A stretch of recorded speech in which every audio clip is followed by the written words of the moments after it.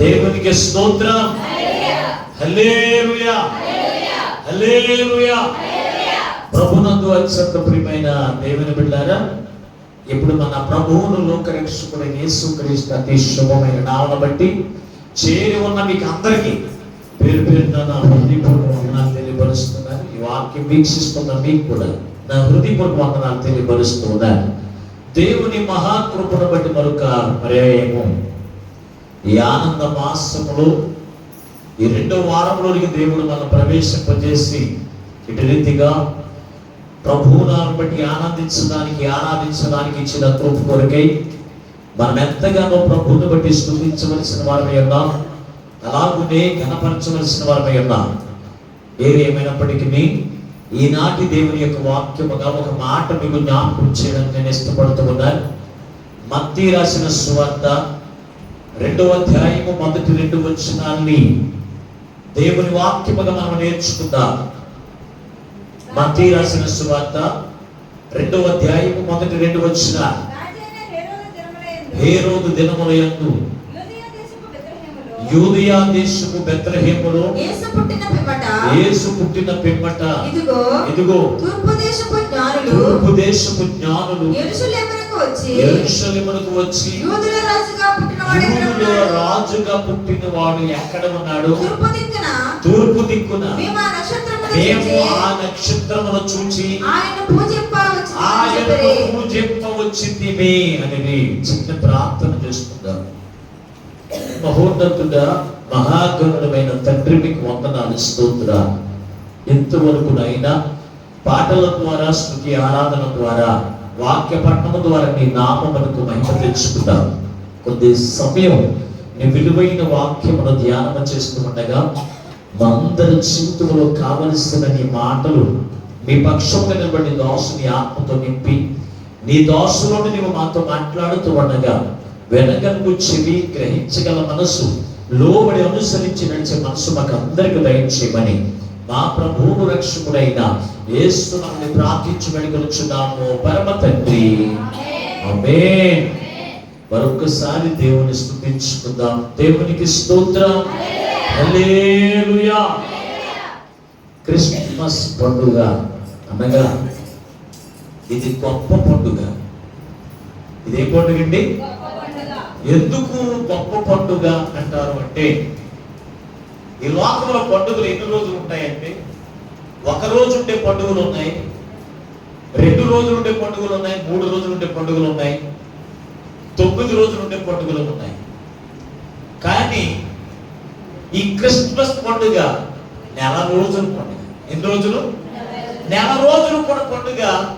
ఇది ప్రపంచం అంతా ఉండేటువంటి పండుగ. ఇది ఒక దేశంలో ఉండే పండుగ కాదు, ఒక ప్రదేశానికి ఉండేటువంటి పండుగ కాదు. ప్రతి ఒక్క వీధిలో, ప్రతి గ్రామములో, ప్రతి మండలములో, ప్రతి ఒక్క దేశంలో ఉండే పండుగ కనుక ఇది గొప్ప పండుగ.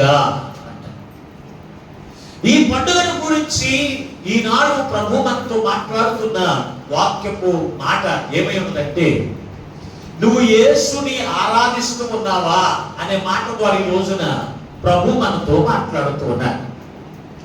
మనం ఎవరిని ఆరాధిస్తున్నాం అనేది దేవునికి తెలుసు.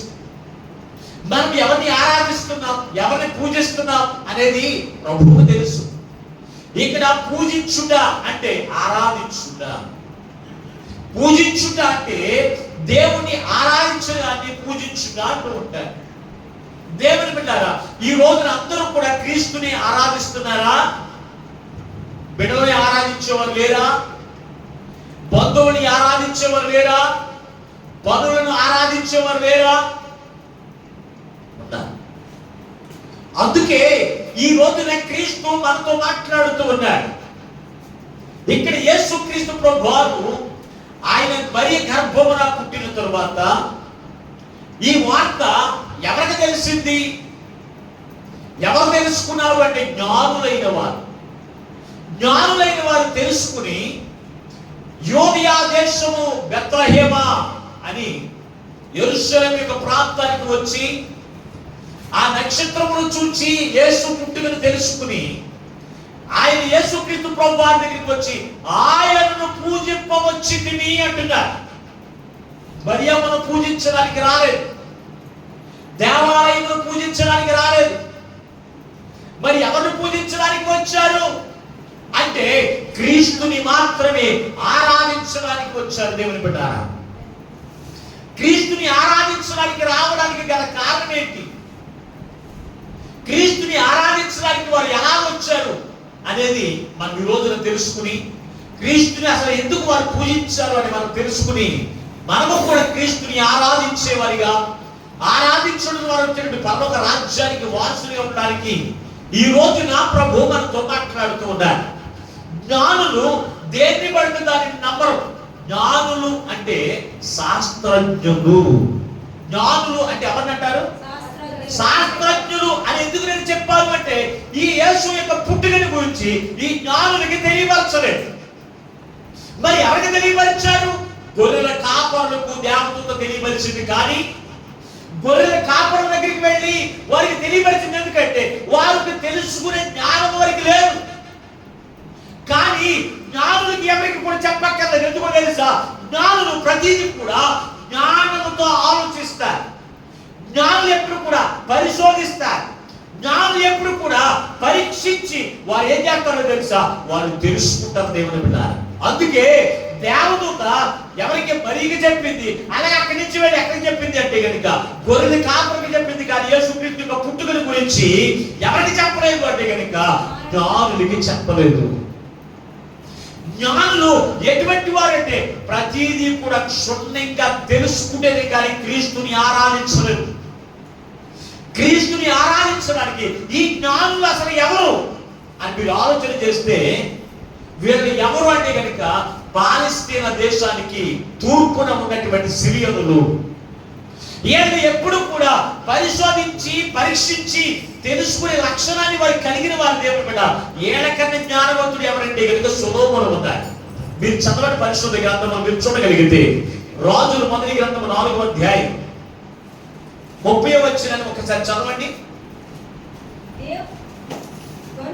కనుక సొలొమోనుకు కలిగిన జ్ఞానము తూర్పు దేశస్థుల జ్ఞానము కంటేను, ఐగుప్తీయుల యొక్క జ్ఞానము కంటేను అధికమై ఉండేను. చూడండి, అంటే సొలొమోను కంటే ఎవరున్నారు ముందు?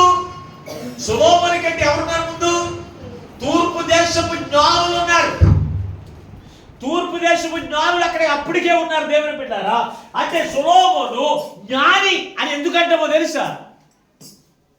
సొలొమోనుని జ్ఞాని అనే సొలొమోను ఎందుకంటారో తెలుసా అంటే సొలొమోను భూమి మీద ఉన్న ప్రతి ఒక్క చీమ కాడించి, దోమ కాడించి, బల్లుల కాడించి, అలాగే సమస్తమును కూడా ఆయన పరిశీలించి పరీక్షించి తెలుసుకునే సామెతల గ్రంథాన్ని అంతా కూడా రాసిన వాడు ఎవరో తెలుసా? సొలొమోను. అయితే ఆ పరిశీలించేవాడు గనుక, పరీక్షించి తెలుసుకునేవాడు గనుక జ్ఞాని అని సొలొమోను అన్నాడు. మరి మిగిలిన వారు ఎవరికి కూడా జ్ఞాని అని ఎక్కడ కూడా రాయలేదు. ఈ సొలొమోనుకి మాత్రమే ఆ మాట రాయడానికి గల కారణం ఏంటి అంటే కనుక పరీక్షించే గుణం అతనికి ఉంది. పరీక్షించే గుణం అతనికి ఉంది కనుక అది తెలుసుకుని మాత్రమే అతను మాట్లాడతాడు, తెలుసుకుని మాత్రమే అతను రాసిన వాడిగా ఉన్నాడు కనుక జ్ఞాని అంటారు. అంటే ఈ తూర్పు దేశపు యొక్క జ్ఞానులు కంటేను, ఐగుప్తు యొక్క దేశపు యొక్క జ్ఞానులు కంటేను సొలొమోనుకి గొప్ప జ్ఞానమును దేవుడు ఇచ్చాడు. సొలొమోను కంటే గొప్ప జ్ఞాని ఎవరైనా ఉన్నారు అంటే ఒక యేసుక్రీస్తు ప్రభువారు తప్ప ఈ లోకములో ఎవరు కూడా. కడుపులో ఉన్న బిడ్డను కూడా పరీక్షించి ఆ బిడ్డ పెద్దవాడైనప్పుడు ఎలాగ నడుచుకుంటాడు, ఎలాగ జీవిస్తాడు, ఈ జ్ఞానం అంతా కూడా ఎవరికి తెలుసా? క్రీస్తుకి తెలుసు. నీవు భూమి మీద కింద ఉన్నా, భూమి యొక్క నేల యందు ఉన్నా, సముద్రంలో ఉన్నా, ఎక్కడ ఏ మారుమూల ప్రాంతంలో నువ్వు ఒక్కడవే ఉన్నా నిన్ను గూర్చి ఆయనకి తెలుసు. ఆయన నిన్ను గూర్చి పరీక్షించిన వాడు, నిన్ను గూర్చి పరిశీలించి తెలుసుకున్నవాడు ఆయన. ఆయనకన్నా జ్ఞానవంతుడు ఈ లోకంలో ఎవరు కూడా లేరు. అయితే ఏది పడితే అది జ్ఞానులు నమ్మేశారంటారా? నమ్మరండి. ఏది పడుతుంది జ్ఞానం నమ్మేటువంటి గుణము వారికి లేదు. ఎందుకో తెలుసా? వారు పరిశీలిస్తారు. దేవుని బిడ్డలారా, పరిశీలించి పరీక్షించి పరిశోధించి వారు తెలుసుకున్నారు. వారు ఏం పరిశీలించారు, ఏం పరీక్షించి వారు తెలుసుకుని యేసుక్రీస్తుని ఆరాధించారు. అది మనం తెలుసుకోవాలండి ఈ రోజున. వారు పరీక్షించింది ఏంటి? దేన్ని బట్టి తెలుసుకున్నారు? యేసుక్రీస్తు ప్రభువారు అప్పుడే పుట్టాడని ఎలా తెలుసుకున్నారు? నక్షత్రము, అంతకుముందు నక్షత్రం అక్కడ లేదు. ఆ నక్షత్రం అక్కడ పుట్టిన వెంటనే యేసుక్రీస్తు ప్రభువారు ఆయన పుట్టాడని ఎలా తెలుసుకున్నారు? నక్షత్రం పుట్టినప్పుడల్లా, నక్షత్రం వెలిసినప్పుడల్లా యేసుక్రీస్తు ప్రభువారు పుట్టినట్టేనా? మాట్లాడరేటండి.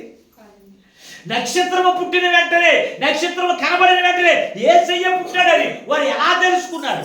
దేన్ని బట్టి తెలుసుకున్నారు అంటే కనుక బైబిల్ని బట్టి తెలుసుకున్నారు. చదవండి ఒక్కసారి దానియేలు గ్రంథం 9వ అధ్యాయం. దానియేలు గ్రంథం 9వ అధ్యాయము 25వ వచనాన్ని చదవండి. యెరూషలేము మరలా కట్టించవచ్చునని ఆజ్ఞ బయలుదేరిన సమయం మొదలుకొని అభిషక్తులకు అధిపతి వచ్చే వరకు అభిషక్తుడకు అధిపతి వచ్చే వరకు 7 వారములు పట్టునని స్పష్టముగా గ్రహించుము. 62 వారములు సమయమునందు చదవండి. పట్టణము రాజవీధులను కందకములను మరలా కట్టబడును. 62 వారములు జరిగిన పిమ్మట ఏమీ లేకుండా చూడండి, అభిషక్తుడు నిర్మూలన చేయబడును. వచ్చినట్టు రాజు యొక్క ప్రజలు పవిత్ర పట్టణమును పరిశుద్ధ ఆలయమును నశింపజేయుదురు. వారి అంతము హఠాత్తుగా వచ్చును. మరి యుద్ధ కాలమంతా వరకు నాశనము జరుగునని నిర్ణయింపబడిను. అతడు ఒక వారమునకు అనేకులకు నిబంధనలు స్థిరపరచును. అర్ధవారమునకు బలిని నైవేద్యమును నిలిపివేయును. అర్ధవారమునకు బలిని నైవేద్యమును నిలిపివేయునని. నిలిచే వరకు ఇక్కడ చూడండి, బలిని నైవేద్యమును నిలిపివేయునని. ఇక్కడ చూడండి, ఇక్కడ కొన్ని లెక్కలు ఉన్నాయి చదివిన వాక్య భాగంలో. 25వ వచనం నుండి చివరి వరకు చూస్తే అభిషక్తుడు ఎప్పుడు పుడతాడు, అభిషక్తుడు ఎప్పుడు పుడతాడు అని అక్కడ రాశాడండి స్పష్టంగా. యెరూషలేము అంతా కూడా ప్రాకారములన్నీ కూడా కూల్చబడ్డాయి. ప్రాకారములన్నీ కూల్చబడి యెరూషలేము ప్రాకారం కట్టబడిన తర్వాత అభిషక్తుడు పుడతాడు. పుట్టిన తర్వాత మరలా ఆయన గురించి అక్కడ రాసిన మాట్లాడు చూడండి. ఎప్పుడు పుడతాడంటే మరలా 62 వారం అయిన తర్వాత. చూడండి, 62 వారము. ఈ వారములు, ఇక్కడ వారములు కొన్ని లెక్కలు ఉన్నాయి. ఈ వారములు అయిన తర్వాత అభిషక్తుడు పుడతాడు. ఆయన హఠాత్తుగా ఆయన చనిపోతాడు. వారంలోనే అన్నాడు, ఒక్క వారంలోనే. ఒక్క వారంలో ఏం జరిగింది అంటే కనుక యేసు ఆయన యూదుల రాజు, రాజులకు రాజు ఆయనే అని అట్లాది వారం రోజున స్తుతించిన వారే ఆ వారంలోని శుక్రవారం వచ్చినప్పటికీ యేసుక్రీస్తు ప్రభువు ఏమయ్యాడు? బలి అయిపోయాడు. ఆయన బలి అవుతాడు. ఆ బలి ద్వారా బలులన్నీ కూడా నిలిపివేయబడతాయని అక్కడ ఉందా లేదా? నైవేద్యములన్నీ కూడా నిలిపివేయబడతాయి. అంతకు ముందు ఏముండేవి? బలులు ఉండేవి. ఒకడు పాపము చేసిన, పాపము జీవితము జీవించిన, పాపము తలపులు కలిగి ఉన్నాయి కానీ ఒకడు గొర్రె పిల్లని కానీ మేక పిల్లని కానీ లేకపోతే ఒక జత పౌరపు పిల్లని తీసుకుని వచ్చి ఏం చేసేవారు తెలుసా? బలు అర్పించేవారు. ప్రతిరోజున కూడా యేసుక్రీస్తు ప్రభువారు పుట్టకపోతే, యేసుక్రీస్తు ప్రభువారు ఆయన నీ కొరకు నా కొరకు బలి అవ్వకపోతే ఈ రోజున మనం ప్రతిరోజు కూడా ఒక్కొక్కరు ఒక్కొక్క మేక పిల్లని కానీ ఒక గొర్రె పిల్లని కానీ ఒక జత పావురాలు తీసుకుని వచ్చి ఏం చేయాలి? మరి ఈ రోజున పని ఉందండి. ఈ రోజున శుభ్రంగా నీట్గా బయలుదేరి ఆదివారం అని లేదు, ఆరాధన రోజుని లేదు, ఎప్పుడు పడితే అప్పుడు తాగి తీయగా లేచి ఏం చేస్తున్నారు? నీట్గా బయలుదేరి మందిరానికి వస్తున్నారు. మరి అప్పుడు ఆ కుదిరేది కాదు. యోబు తెల్లవారుజామున, తెల్లవారుజామున మొదలు పెట్టేవాడు తన పిల్లల గురించి బలి అర్పించడం. ఒక్కొక్క పిల్లవాడికి ఒక్కొక్క బలి. 7 కుమారులు 3 కూతురు. ఏది బలి అర్పించాలి? ఏంటి? పిల్లల గురించే 10 మేకపోతుల్ని కానీ 10 గొర్రె పిల్లల్ని కానీ వధించేవారు. ఈ రోజున పని మనకు లేదు, ఉందండి. ఆ పని ఉంటే ఒక గొర్రె పిల్లని కానీ ఒక మేక పిల్లని కానీ వధించాలంటే ఎంత కష్టమండి. ఒక సంవత్సరానికి ఒక మేక పిల్లని కోసి భోజనాలు ఎట్టుందంటే అయ్యి బాబా అంట మొహమొహాలు చూసుకుంటాం మనం. అవునా లేదా? ఇప్పుడు ఏం చేస్తాం మనం? అమ్మా రెప్పమ్మ ప్రతి సంవత్సరం కూడా నువ్వు ఒక గొర్రె పిల్లలు వధించాలి, సంవత్సరానికి ఒకసారి అన్నా అంటే ఏమంటారు? అయ్యారు ఎక్కడి నుంచి వస్తున్నాయండి మాకు డబ్బులు? ఆ ఒక్కదాని గురించి కాదు, అందరినీ గురించి మాట. సంవత్సరానికి ఒక గొర్రె పిల్లని కానీ ఒక మేక పిల్లని కానీ మనం ప్రతిష్ఠించాలి అంటే, బలి అర్పించాలంటే మొఖమొఖాలు మనం చూసుకుంటున్నామండి. గల కారణం, ఈ బలులన్నీ కూడా ఆగిపోవడానికి గల కారణం ఎవరు? లోకరక్షకుడని యేసుక్రీస్తు ప్రభువారు కాదా? ఆయన పుట్టడం వల్ల బలులన్నీ కూడా నిలిపివేయబడ్డాయి. ఈ రోజున బలు ఎక్కడ ఉందా? యేసు ప్రభువారు పుట్టిన తర్వాత ఉన్నాయి. ఎందుకు లేవు? ఎవరో దేవుని ఎరగని వారు, దేవుని గ్రహించిన వారు ఈ నాటికి కూడా ఈ రోజున ఏం చేస్తున్నారు తెలుసా? బలు అర్పిస్తూనే ఉన్నారు. మేక పిల్లని కానీ గొర్రె పిల్లని కానీ ఏం చేస్తున్నారు? కోళ్ళని కానీ బలు అర్పించడానికి తీసుకుని వెళ్ళట్లేదా? కానీ వాళ్ళకి క్రీస్తుని గురించి వారికి తెలియట్లేదు. క్రీస్తుని వారి హృదయంలో చేర్చుకోవట్లేదు. క్రీస్తుని గురించి పరిశీలించి పరీక్షించి వారు తెలుసుకోలేకపోతున్నారు. దేవుని బిడ్డలారా, నీ కొరకు నా కొరకు ఆయన బలి అవ్వడానికి క్రీస్తు జన్మించాడు కనుక ఆయన్ను మాత్రమే మేము ఆరాధించాలి అని వారు పరిశీలించి ఏం చేస్తారు? తెలుసుకుని క్రీస్తు యొద్దకు వచ్చారు. దేవుని బిడ్డలారా, పలాంటి టయాన్ని ఆ నక్షత్రం వెలిసిందంటే అప్పటికి ఈ లెక్కలన్నీ కూడా కట్టేశారండి. లెక్కలు కట్టి ఈ సమయానికి యేసుక్రీస్తు ప్రభువు పుడతాడు, ఆయన ఒక సూచక మాకు తెలియపడతాడు అని ఎదురు చూసినప్పుడు నక్షత్రం వెలిసింది. నక్షత్రం వెలిసినప్పుడు ఆ నక్షత్రం చూసి యేసు రక్షకుడు పుట్టాడు, ఆయన ఎక్కడున్నా ఆయన మనం ఆరాధించాలి అని ఏం చేశారు?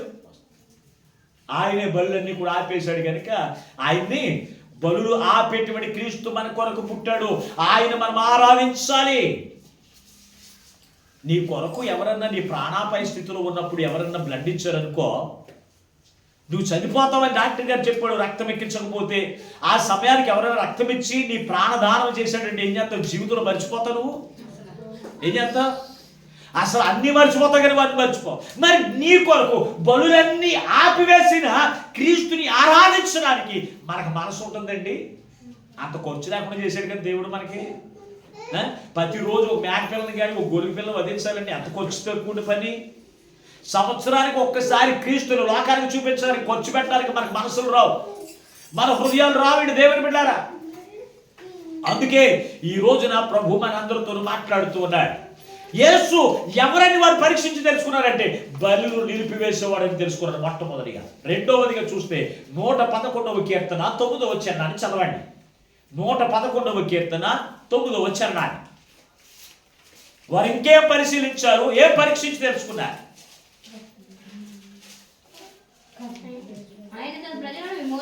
ఆయన తన ప్రజలకు విమోచనము కలగజేయనని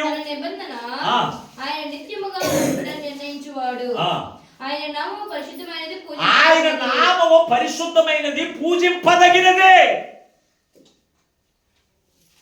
ఆయన నామము పరిశుద్ధమైనది పూజింపదగినది. ఒకటి, ఆయన విమోచకుడు అని తెలుసుకున్నారు. ఏంటి విమోచకుడు? ఆయనే మన యొక్క పాపము నుంచి విడిపించడానికి యేసు అని పేరు పెట్టబడినని వారు తెలుసుకున్నారు. గబ్రియేలు దేవదూత చెప్పినట్లుగా ఈ రోజున నీ పాపము నుంచి విమోచించే శక్తి ఈ లోకంలో ఎవరికి లేదు, కానీ ఒక యేసుక్రీస్తు యొక్క రక్తముకు తప్ప దేనికి లేదు. నీ పాపము నుంచి విమోచించడానికి ఎవరైనా నీ గురించి ప్రాణం పెట్టిన వాళ్ళు ఎవరైనా ఉన్నారు లోకంలో? నీ శాపము నుంచి విడిపించడానికి ఎవరైనా శాపగ్రస్తుడైన వాళ్ళు ఎవరైనా ఉన్నారా? ఒక యేసుక్రీస్తు తప్ప ఇంకా ఎవ్వరు కూడా లేరు కనుక ఆయనే పూజర్హుడు, ఆయన మాత్రమే ఆరాధించాలని వారు తెలుసుకున్నారండి. అలాగే మనం చూస్తే ఆయన గురించి ఏమన్నాడు? ఆయన నామము పరిశుద్ధమైన నామము పూజింపదగినది అన్నాడు అక్కడ. మరలా ఆయన నామం ఎటువంటిది? ఎటువంటిది?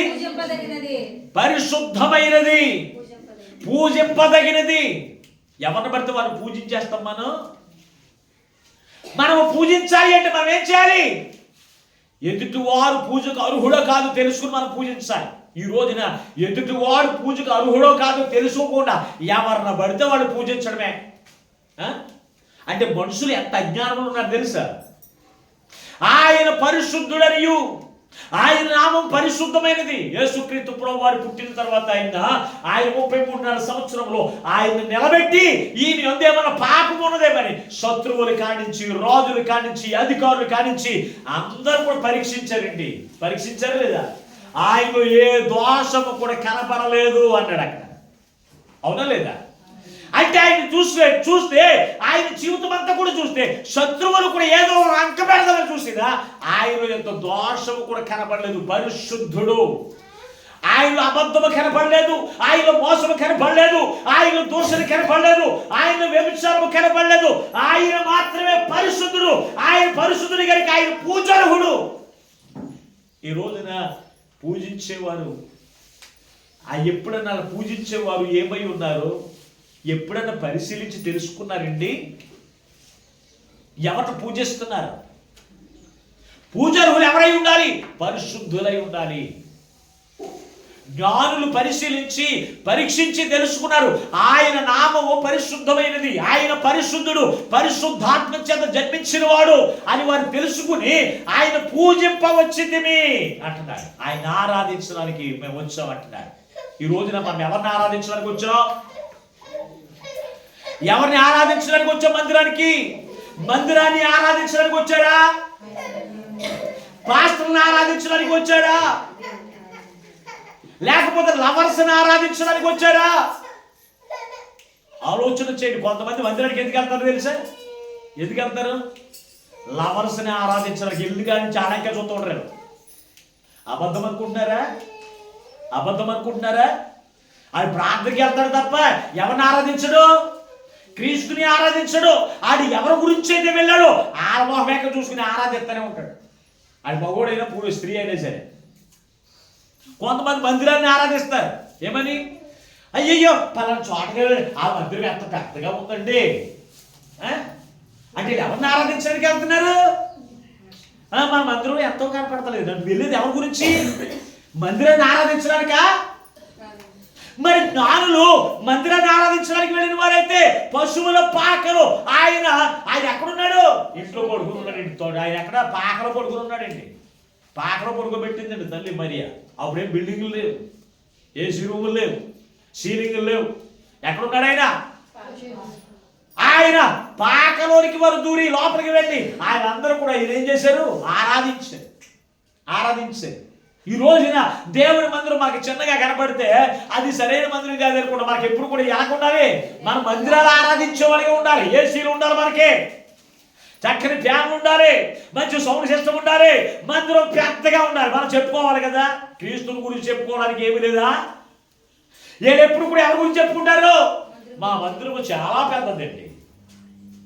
ఏంటంటే ఏమండి?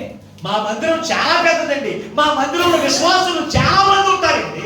వీళ్ళు ఆరాధించేది ఎవరు? విశ్వాసున్నా? వీళ్ళు ఆరాధించేది మందిరన్నా? చెప్పండి. ఎవరిని ఆరాధించాలి? ఎవరిని? మన పాపము నుంచి విమోచించిన క్రీస్తుని మనం ఆరాధించేవారిగా మనం ఉండాలి.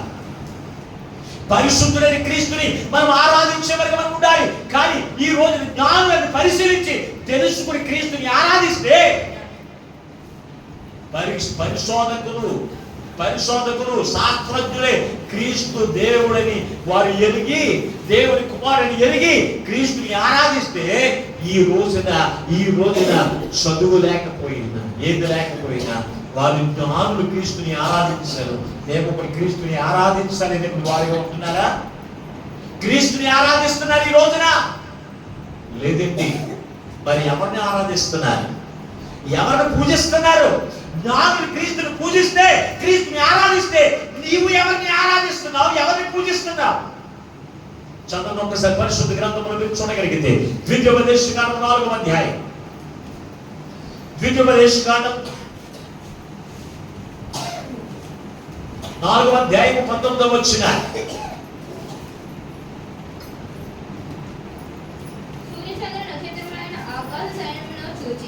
సూర్య చంద్ర నక్షత్రములను ఆకాశ సైన్యమును చూచి మరలు కొరపబడి నీ దేవుడైన యెహోవా సర్వ ఆకాశము కింద ఉన్న సమస్త ప్రజల కొరకు. చూడండి, మాట చాలా జాగ్రత్తగా ఆలోచన చేయండి. సమస్త ప్రజల కొరకు పంచిపెట్టిన వాటికి నమస్కరించి వాటిని పూజింపకున్నట్లు మీరు బహు జాగ్రత్తగా. అంటే మనుషులందరూ కూడా దేన్ని పూజిస్తున్నారు? ఇంచుమించుగా ఆ భావన ఆమెను కలగజేసి, చెట్లను కలగజేసి, జంతువులను కలగజేసి వాటిని వేలుబడి చేయండి అన్నాడు. అంతేనా? వేలుబడి చేయండి అన్నాడు. ఈ అన్నిటిని కూడా దేవుడు ఏం చేశాడు? పంచిపెడితే వాటికి మీరు పూజిస్తూ అన్నాడు. వాటిని చెట్లు దేవుడు మనకి ఎందుకు ఇచ్చాడు? వాటిని మనాలు తినడానికి, వాటిని పూజించడానికి ఇచ్చాడు దేవుడు. చెట్లు అట్లానే చెట్లు పూజించడానికి చెట్లు దేవుడు ఇచ్చాడు మనకి. ఎందుకు ఇచ్చాడు? వాటి ఫలాలు తినడానికి చెట్లు మనకి ఇచ్చాడు. కానీ చెట్లు పూజించేవారు లేరా? పొట్లను పూజించేవారు లేరా? ఉన్నారు లేదా? ఆకాశ నక్షత్రమును పూజించేవారు లేరా? ఉన్నారు లేదా? ఎవరిని? ఆకాశ నక్షత్రములను, సూర్యుని పూజించేవారు, నక్షత్రమును పూజించేవారు, చంద్రుని పూజించేవారు లేరా? ఉన్నారండి. శోభనానికి వెళ్ళిన పెళ్లి కొడుకు పెళ్లి కూతురు కూడా ఎవరు చూస్తారు? ఎవరు చూస్తారు? ఎవరు చూస్తారు? నక్షత్రం చూడకుండా వీళ్ళకి శోభనమే జరగదంట. అంటే వీళ్ళు ఎంత ప్రభావం ఉన్నారంటే వాటన్నిటినీ కూడా, అవన్నీ కూడా గ్రహాలు తెలియపరచడానికి సూర్య చంద్ర నక్షత్రాలు దేవుడు కలగజేశాడు. సూర్యుడు వెలుగడానికి దేవుడు మనకి పగలు కలగజేయడానికి, పగలు చూపించడానికి సూర్యుడిని కలగజేసి, రాత్రులు వెలుగడానికి చంద్రుడిని కలగజేసి, నక్షత్రాలను మనం కలగజేస్తే మనం వేటిని పూజిస్తున్నాం? నక్షత్రాన్ని, సూర్యుడిని, చంద్రుడిని, చెట్లని, మొక్కలని, ఇంకా దూడల్ని. చదవండి పరిశుద్ధ గ్రంథం మీరు చూడగలిగితే రాజులు 2వ గ్రంథం 17వ అధ్యాయం 16 వచ్చిన. రాజులు 2వ గ్రంథం 17వ అధ్యాయం 16 వచ్చిన.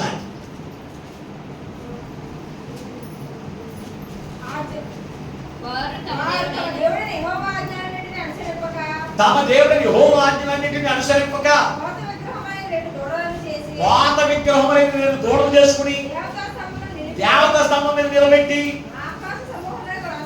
ఆకాశ సమూహములకు నమస్కరించి బయలుదేవతలను పూజించి మరియు తమ కుమారుని కుమార్తెలను అగ్నిగుండం. ఇంకా వదిలేండి.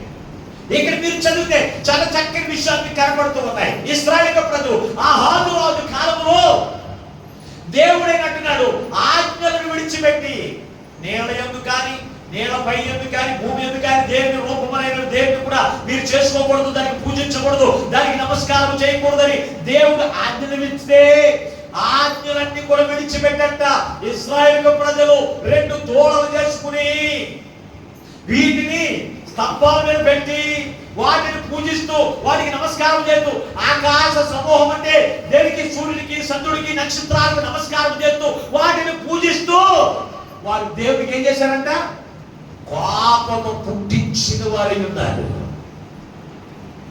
ఈ రోజున దేవుని బిడ్డారా, నువ్వెవరిని పూజిస్తున్నావు? ఎవరిని ఆరాధించడానికి వచ్చావు? దేవునికి సన్నిధికి,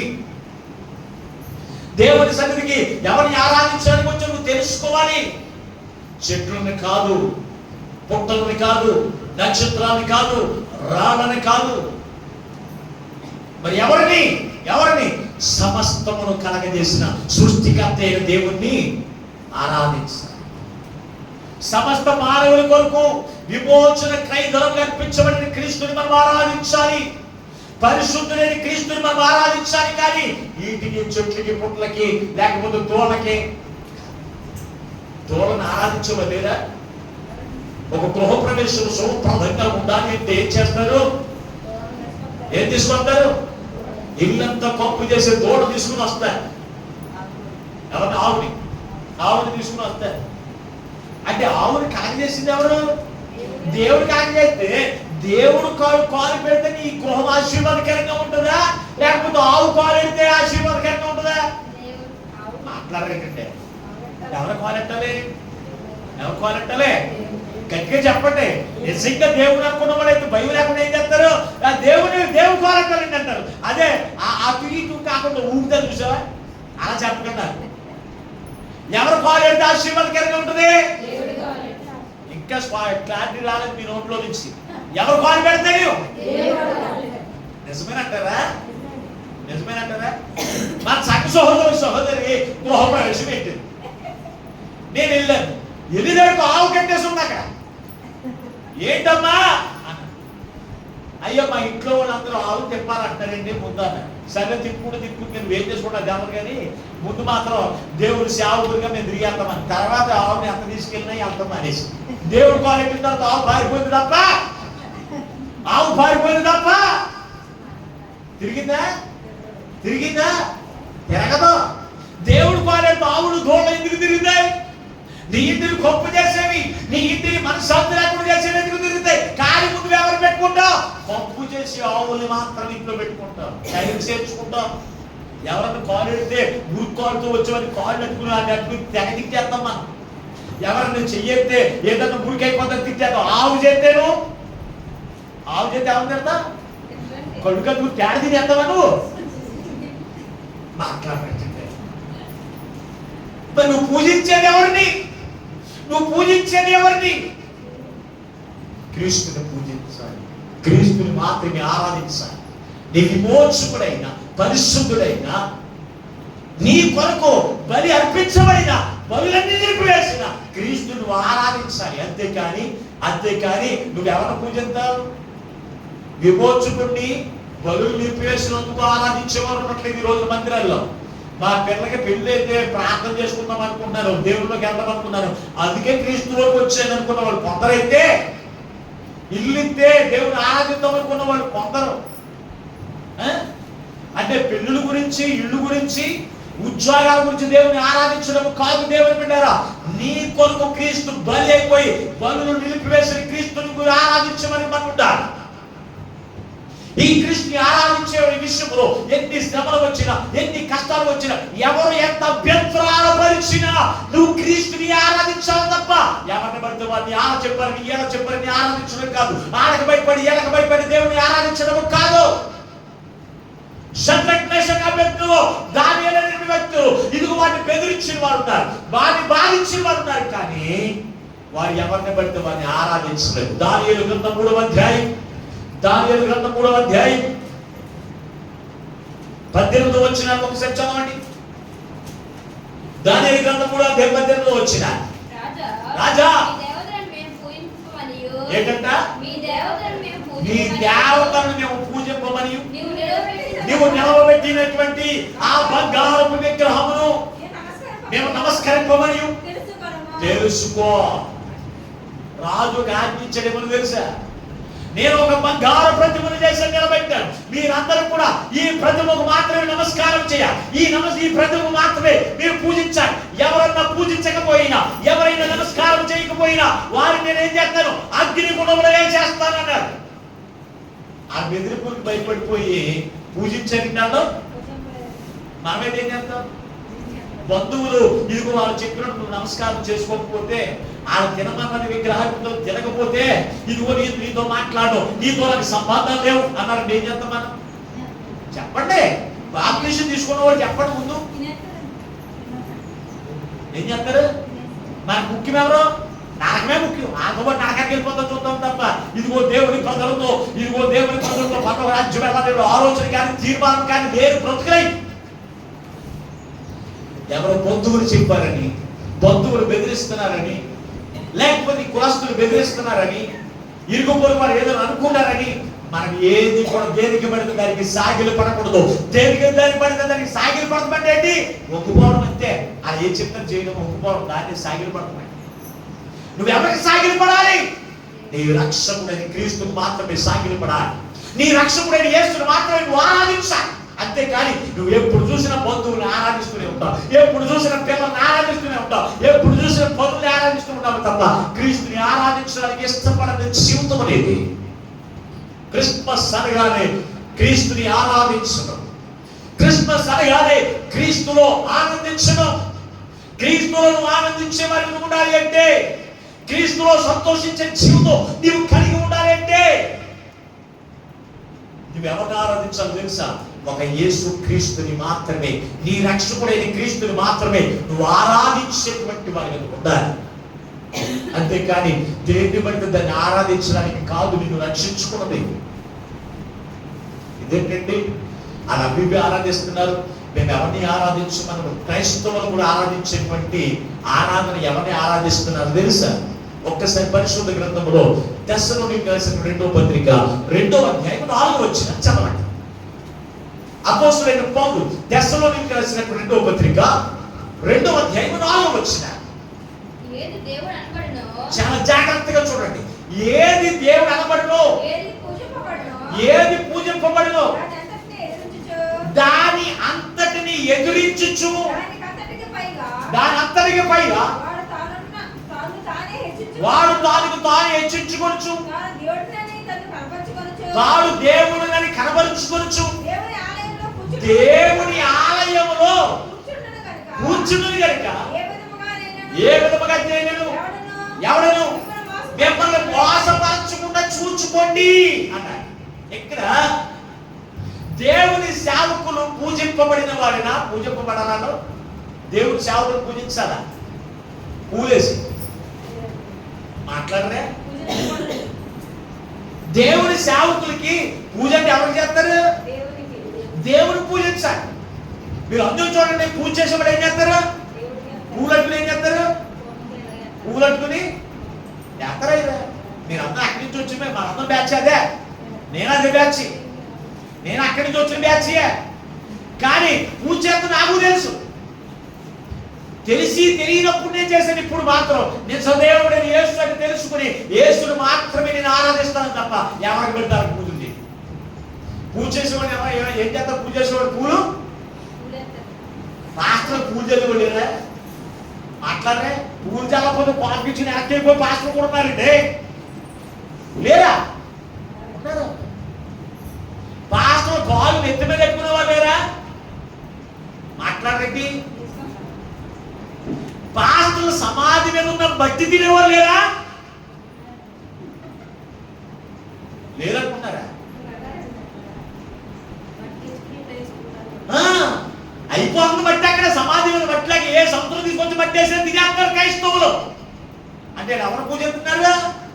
మట్టిని పూజ చేస్తున్నారు. ఇంకేదో మట్టిని ఆరాధి, ఆ మట్టి తింటే కడుపు వచ్చేస్తుందా నీకు? ఆ మట్టి తింటే జబ్బులు పోతున్నాయా? ఆ మట్టి వేసుకుంటే ఇల్లు నిలబడిపోతుందా? ఎవరిని పూజించేది నువ్వు? ఎవరిని? మొన్న మధ్యకాలంలో ఒక మీటింగ్ జరుగుతుంటే వెళ్తే అక్కడికి యెరూషలేము వెళ్ళొచ్చాడంట పాస్టర్ గారు. ఎక్కడికి వెళ్ళొచ్చాడు? యేసు పుట్టిన స్థలంలోకి వెళ్ళొచ్చాడంట ఆయన. ఆ కాళ్ళు అక్కడ తిరిగినాయని ఈ పాస్టర్ గారు తీసుకుని వచ్చి ఆ సంఘ కాపరి ఏం చేశాడో తెలుసా? స్టేజ్ మీద ఎదురు కూర్చోబెట్టాడు. ఆయన కుర్చీ వేసి మీద కూర్చి, యెరూషలేము పాదములు తాగిన దైవజనులు వారి పాదములు మీద ఎత్తి మీద పెట్టుకుంటే మీరందరూ ధన్యులవుతారు, మీరు దీవించబడతారు అన్నాడు. అంతే. ఇక వచ్చిన వాళ్ళందరూ కూడా ఏం చేస్తారు తెలుసా? నేను ముందు వెళ్ళి ఆ పాస్టర్ గారిని కాల్ తీసుకుని ఎత్తి మీద చేసుకుంటారు. పాస్టర్ గారు అద్భుతాలు చేయగలరా? పాస్టర్ గారు అద్భుతములు చేయగలరా? ఒక తల ఎత్తుగా కూడా నిలబెట్టాడు. నిలబెట్టేవాడు ఎవరో? క్రీస్తు. అవునా లేదా? నేను వెంటనే అక్కడి నుంచి లేచి వచ్చేసాను. అంటే ఇలా పూజించేది ఎవరిని? అందుకే అక్కడ రాశాడని చాలా స్పష్టంగాను. దేవుడు ఎవరో? దేవుని ఎదిరించి ఏం చేస్తున్నాడంట? ఎదిరించి నేనే దేవుడునని దేవాలయంలో కూర్చుని ఉంటున్నారు అన్నాడు అక్కడ. మరి వాక్యం ఎవరి గురించి స్పష్టంగా అర్థమైపోతుంది అక్కడ. అపోస్తలుడైన పౌలు ఎవరు పూజిస్తున్నావు? పాస్టర్ గారు నీ అప్పులు తీరుస్తాడా? పాస్టర్ గారు నువ్వు చచ్చిపోతే లేవనెత్తుతాడా? మరి ఎవరు చేస్తారు? మనం చూపించవలసింది ఎవరు చూపించాలి? క్రీస్తుని చూపించాలి. క్రీస్తుని ఆరాధించు హృదయపూర్వకంగా, ఆత్మతో, సత్యముతో నువ్వు ఆరాధించు. ఆయన నీ జీవితంలో గొప్ప కార్యములు చేస్తారని క్రీస్తుని చూపించవలసిన వారే ఈ రోజున సేవకులు కొనియాడబడుతున్నారు. సేవకులే ఆరాధించబడుతూ ఉన్నారు. దైవజనులు వస్తూ ఉంటే అంత అంత అవసరం ఆ పోల్చడం అనేది. నేను ఇష్టపడ్డా ఆ విషయం. ఎవరైనా మాస్టర్ గారు వస్తే ఆయన పోల్చని విషయం నేను ఎప్పుడు కూడా పెట్టుకోలేదు. పెట్టాను ఎప్పుడన్నా పెట్టానా? నేను మనుషుల్ని కొనియాలను. ఎవరిని? ఒక దేవునికి తప్ప నేను మనుషులకి ఎవరికి కూడా నేను లోబడిని. ఒక దేవునికి తప్ప ఈ లోకంలో నేను ఎవరికి నేను లోబడ్డాను. ఎవరికి సరెండర్ అయిపోను నేను. ఎవరో మనుషులు ఏదో చేస్తారని, ఏదో ఇస్తారని ఆయన పూజించడం ఎందుకు? మనుషులు పూజించడం ఎందుకు? మనం మనుషుల వల్ల మనకి ఏమీ కలగదు. మనుషుల వల్ల మనకి ఏమీ లాభం రాదు.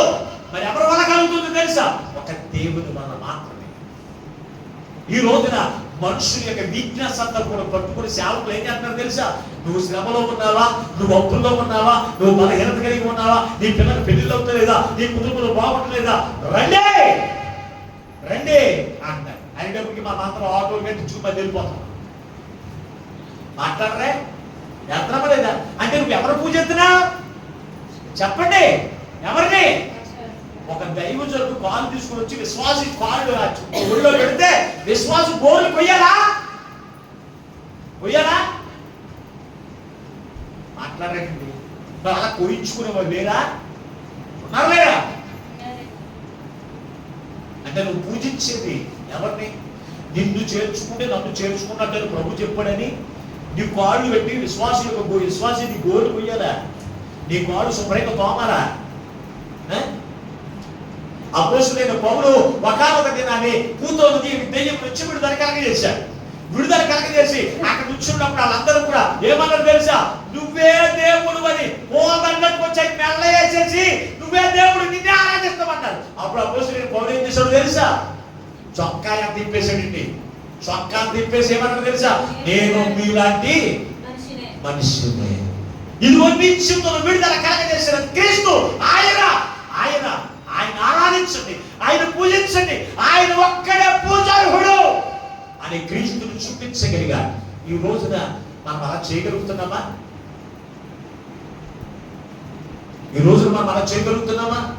క్రీస్తును చూపించండి మనలో. ఒకనొక దినాన్ని గ్రీసు దేశస్తులు క్రీస్తును చూడవచ్చినప్పుడు శిష్యులు ఎవరు చూపించారు? యేసు ప్రభువుని చూపించారు. అప్పుడు చదవడం ఒకసారి యోహాను సువార్త 12వ అధ్యాయం 21వ వచన. యోహాను సువార్త 12వ అధ్యాయం 21వ వచన.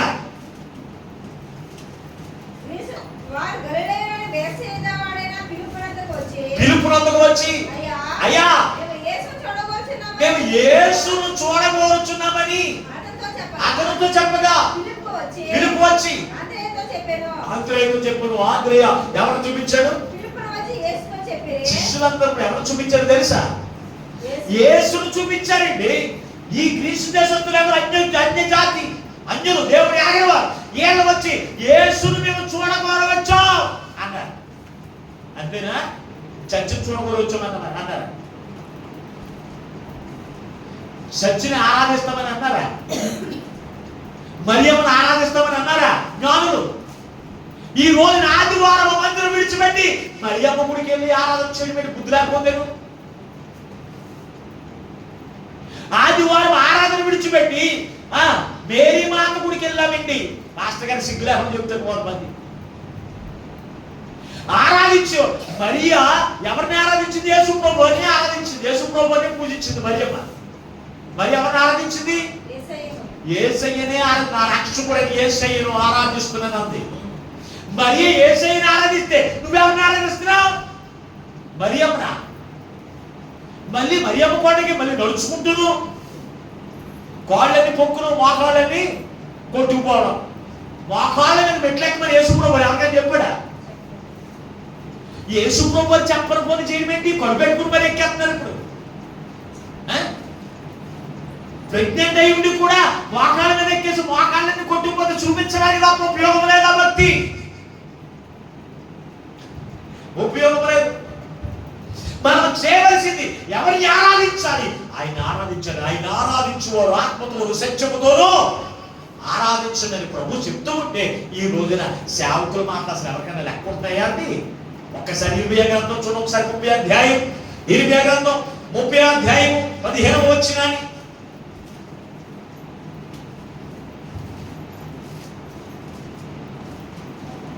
ఇర్మియా గ్రంథం 36:15 వచ్చిన కొనుక్కుంటున్నారు కదా, ఎనపడేలా చదవండి. నీ గాయం నీ గాయం చేత నీవు అలసటవేమి? నీకు కలిగిన నొప్పి విచారణ కాదు, నీ పాపములు విస్తరించినందున 35:15 వచ్చిన మీనమ్మ మీరు చదివేది. మరియు పెందలకడ లేచి ప్రవక్తలైన నా సేవకులందరికీ ఎద్దకు పంపుచు, మీ అందరికి పంపించు. ప్రతి వాడు తన దుర్మార్గతను విడిచి తమ దుర్మార్గతను విడిచి క్రియలు చక్కపరచుకొనుని నీ క్రియలు చక్కబరుచుకోమని, అన్యదేవతలను అనుసరింపకయు అన్య దేవతలను అనుసరింపొద్దని, పూజింపకయు ఉండిన వాటిని పూజింపవద్దని నేను మీకు మీ పిల్లలకు ఇచ్చిన దేశంలో మీరు నివసిస్తురని నేను ప్రకటించింది. కానీ మీరు చెవి యొక్క నా మాట వినలేదు. ఏమన్నాడు దేవుడు? యెహోవా ఇర్మియా ప్రవక్తతో మాట్లాడుతున్నాడు. జనులందరూ కూడా ఏం చేస్తున్నారంట? అయ్యా అమ్మా, ఇదిగో మీ యొద్దకు నా సేవకులైన వారు, నా ప్రవక్తను పెద్దల కాడ లేపి వారిని మీ యొద్దకు పంపిస్తూ, నీ దుర్మార్గమును విడిచిపెట్టి నీ క్రియలు చక్కబరుచుకుని, ఇదిగో ఈ లోకము ఈ దేవతలకి కానీ నక్షత్రాలకి కానీ ఏ శక్తికి పుట్టకి కానీ పూజింపకయు, ఇదిగో నా ఆజ్ఞను అనుసరిస్తే నేను మీ కొరకు సిద్ధపరిచిన ఇదిగో కానా యొక్క ఆ పట్టణాన్ని మీకు ఇస్తాను అని మీకు హెచ్చరిక చేసినా మీరు ఎవరు కూడా నాకు చెవి యొక్కమైపోయేది, నా మాట వినలేదు అంటున్నారు. విన్నారండి? ఇప్పుడు ఎవరిదంతా అయిపోతున్నారు రక్షపోతుడే. ఆరాధించవలసిన సమయంలో ఆరాధించవలసిన వారిని ఆరాధించకుండా మనం ఏం చేస్తున్నాం? నువ్వు నిజంగా జ్ఞానివి అయితే, నువ్వు నిజంగా పరిశోధించి తెలుసుకున్న వాడివి అయితే నువ్వు ఎవరిని ఆరాధిస్తావు? ఎవరిని బట్టి వాడిని ఆరాధించు. చెట్లని, పొట్లని, మట్టిని మనుషుల్ని నువ్వు ఆరాధించు. మరి ఎవరిని ఆరాధిస్తావు? ఒక క్రీస్తుని మాత్రమే ఆరాధించు. మరి ఆయనను పూజింపవచ్చింది అన్నాడు. జ్ఞానులు ఆయనను మేము పూజింపవచ్చింది. స్థలాన్ని కాదు, మరి ఎవరిని కాదు, ఆ ప్రాంతాన్ని కాదు, మరి ఎవరిని? ఆయనను మేము పూజింపవచ్చింది కదా. ఈ రోజున మీరు ఎవరిని పూజించడానికి వచ్చారు? ఎవరిని ఆరాధించడానికి వచ్చారు? మీకు మీరే పరిశ్రమ చేసుకోండి. వారు చెవి యొక్క వారి కొరకు సిద్ధపరిచిన కానా అనేటువంటి పట్టణంలో వారిని ప్రవేశించాలి అంటే ఈ లోకంలో దేన్ని పూజించడం కాదు, దేన్ని ఆరాధించడం కాదు, ఒక యేసుక్రీస్తుని ఆరాధించాలి. ప్రవక్తలో మీకు చెబుతూ ఉన్నప్పటికీ చెవి యొక్కుతున్నావా? దేవుని యొక్క మాట వింటున్నావా? వినకపోతే క్రీస్తు ఆనందాన్ని నువ్వు చూడలేవు. క్రిస్మస్ అనగానే క్రీస్తుని ఆరాధించు. ఆయన ఆరాధించువారు ఆత్మతోనూ సత్యముతోనూ ఆరాధించు. ఆయన దేవుని కుమారుడని, రాజుల రాజు అయినటువంటి క్రీస్తుని, ఆయన పునరుద్ధారుడైన క్రీస్తుని, ఆయనకి బంగారమును, సాంబ్రాణిని, బోళమును ఆయనకు కానుకలుగా అర్పించారు. జ్ఞానము కలిగిన వారి కనుక అంటే ఆయన ఎందుకు ఆరాధించడానికి వచ్చారంటే ఆయన పాప విమోచకుడని, రాజులకు రాజని, పునరుద్ధారుడైన క్రీస్తుని ఆయన ఎరిగిన వారే ఆయన ఆరాధించారు. మరి ఈ రోజున ఎరుగవు, ఆయన్ని ఆరాధిస్తున్నావా? నీ కొరకు ఇచ్చిన వాటిని ఆరాధిస్తున్నావా? నీ కొరకు ఒక బిడ్డనిచ్చాడు, నువ్వు ఆరాధించవలసింది ఎవరిని ఆరాధించాలి? బిడ్డను ఆరాధించాలా? బిడ్డనిచ్చిన క్రీస్తుని ఆరాధించాలి. మరి జ్వాల ఉంది. ఇంతకుముందు తన సహోదరి రహేం, ఆమెకు మొట్టమొదటి దేవుడు బిడ్డనిచ్చాడు. అప్పుడు కూడా 8వ రోజు మందిరానికి వచ్చేసింది. అప్పటి నుంచి కూడా మందిరానికి వచ్చేసింది. ఇప్పుడు 2వ బిడ్డనిచ్చాడు. అలాగే ఇంటి దగ్గర కూర్చుందా? ఎక్కడికి వచ్చింది? మరి అది ఎప్పుడైనా అటువంటి వాళ్ళని చూసి మనం మాదిరిగా ఎట్టుకుంటామా? 3 నెలలు మానేశ్వరుడు అన్నారు, అంతకుముందు 6 నెలలు ఎవరైనా మానేశ్వరుడు ఉన్నారా అని చూద్దాం. 6 నెలలు మానేశ్వరుడు మాదిరిగా ఎట్టుకుంటామా? అవునా లేదా? 6 నెలలు 6 నెలలు మానేసింది కనుక మనకు 6 నెలలు మానేయాలి. ఆగబెట్టుకుంటాం. 8 రోజులకి మందిరానికి వచ్చింది. అటువంటి వారి దేవునికి మందిరానికి రావాలి అని ఆలోచన ఉన్నది. మన మాదిరి ఎవరు పెట్టుకుంటా? వెనక ఆగిపోయిన పెట్టుకుంటాం. పరుగు బంధువులు వెనకాల ఆగిపోయిన మాదిరి పెట్టుకుంటాయి కదా. ఈ ఇద్దరు గట్టి పక్క పోతున్నాయి. బహుమతి పొందుకుంటారా? బహుమతి పొందుకోవాలని ఏం చేయాలి? ఎవరో ఒకటి పరిగెడుతుంటే ఆయనకన్నా ముందు పరిగెట్టాలని ఉండాలి మనకి అది ఉన్నదండి. కనుక దేవుని బిడ్డలారా, ఎంతవరకు ఆరాధించవలసిన క్రీస్తుని ఆరాధించుకుంటారు. లోకాన్ని, లోకంలో ఉన్న వాటిని, ప్రభువు నీకు ఇచ్చిన వాటిని నువ్వు ఆరాధించే లక్షణాన్ని నువ్వు కలిగి ఉంటే ఈ రోజున జ్ఞానుల వలె క్రీస్తు ఎవరో నువ్వు పరిశీలించి తెలుసుకున్న నీవు, పరీక్షించి తెలుసుకున్న నీవు ఆయన ఆరాధించండి. ఆయన ఇచ్చేప్పుడు సంతోషకరమైన, ఆనందకరమైన పరలోక రాజ్యానికి వారసులుగా ఉండండి. అందుకే క్రీస్తు నీ కొరకు, నా కొరకు ఈ లోకంలో జన్మించాడు. ఆయన జన్మించింది నీకు సంతోషం ఇవ్వడానికి.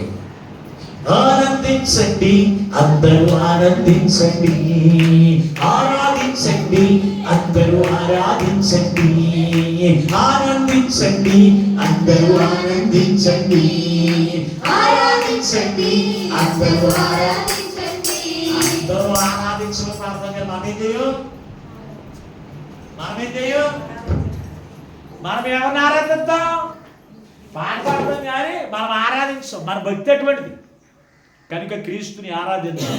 ఆయన ఇచ్చేటువంటి సంతోషకరమైన, దీవెనకరమైన జీవితానికి, పరలోక రాజ్యానికి వారసులు ఉండే జీవితానికి మనం వారసులుగా ఉందాం. అట్టి కృపా భాగ్యమున పరిశుద్ధాత్మ దేవుడు ఈ మాటలు వింటున్న మనందరికీ అనుగ్రహించునుగాక. ఆమేన్. ప్రార్థన చేసుకుందాం. తలలు వంచండి. మహోన్నతుడా, మహాగురుడు అయిన తండ్రి, మీకు వందనాలు నాయన. ఎంతవరకు నీ అమూల్యమైన మాటల చేత, నీ విలువైన మాటల చేత మాతో మాట్లాడి మమ్మల్ని బలపరిచారు. విత్తబడిన నీ మాటలు ఏ బిడ్డను కూడా వ్యర్థంగా విడిచిపెట్టకుండా తండ్రి, ఎంతవరకు లోకాన్ని అనుసరించారేమో, లోకాన్ని ఆరాధించారేమో అయ్యా, నీవు ఇచ్చిన వాటినే, అది బిడ్డలు కావచ్చు, ఉద్యోగం కావచ్చు, పని కావచ్చు, లేకపోతే దేనైతే ఆరాధించారో ఈ రోజున అయ్యా పనిచ్చిన నిన్ను ఆరాధించే కృపను, ఆరోగ్యమిచ్చి నిన్ను ఆరాధించే కృపను, ఉద్యోగం ఇచ్చిన నిన్ను ఆరాధించే కృపను, అయ్యా పాప విమోచన కలగజేసిన నిన్ను ఆరాధించే కృపను, అయ్యా పరిశుద్ధతను కలగజేసిన నిన్ను ఆరాధించే కృపనయ్యా, ఈ మాటలు వింటున్న మా అందరికీ అనుగ్రహం చేసి మీరు మహిమను పొందమని మా ప్రభువును, లోకరక్షకుడును, విమోచకుడై ఉన్న పరిశుద్ధుడునై ఉన్న యేసుని ప్రార్థించి వేడుకొనుచున్నాము పరమ తండ్రి. ఆమేన్. దేవుడు మిమ్మల్ని అందరిని దీవించును గాక. ఆమేన్. ఒక్కసారి మీకు అందరికీ నా హృదయపూర్వక వందనాలు.